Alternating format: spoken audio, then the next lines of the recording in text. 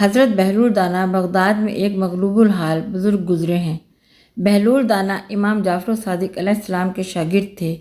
انہوں نے حضرت امام موسیٰ کاظم علیہ السلام کا زمانہ بھی دیکھا ہے۔ بہلول دریائے دجلہ کے کنارے اکثر گھومتے رہتے تھے، مٹی کے گھروندے بناتے اور گراتے رہتے تھے۔ ایک دن بادشاہ ہارون رشید کا وہاں سے گزر ہوا تو انہوں نے پوچھا، بہلول کیا کر رہے ہو؟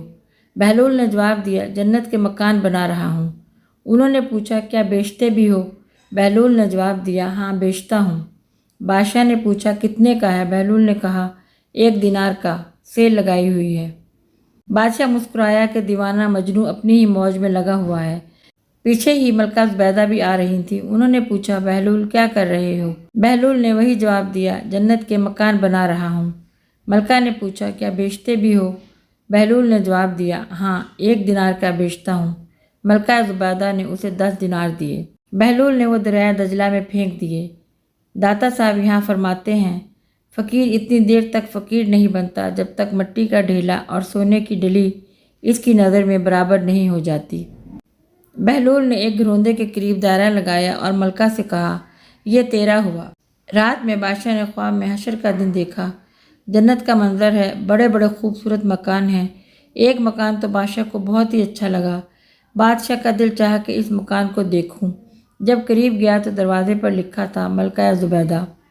شوق سے آگے بڑھا تو دربان نے روک دیا کہ یہ ملکہ زبیدہ کا ہے۔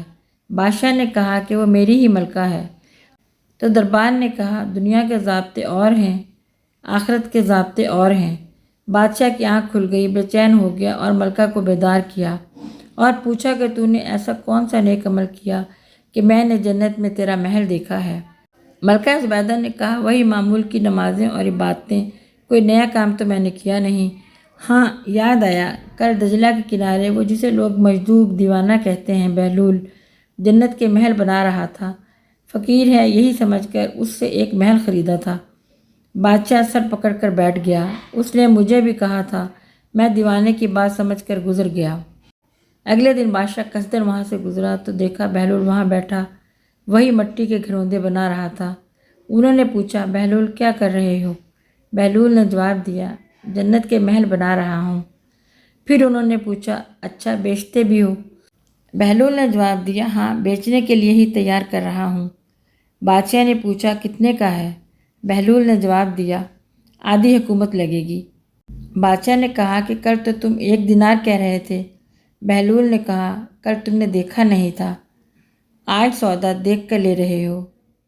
مجذوبوں کے رنگ اپنے ہوتے ہیں، لوگ انہیں بیوقوف کہتے ہیں، لیکن اہل عقل اور اہل تصوف انہیں دانا کہتے ہیں۔ ان کے اندر کی دنیا مرتب ہوتی ہے، لیکن باہر کی دنیا غیر مرتب ہوتی ہے۔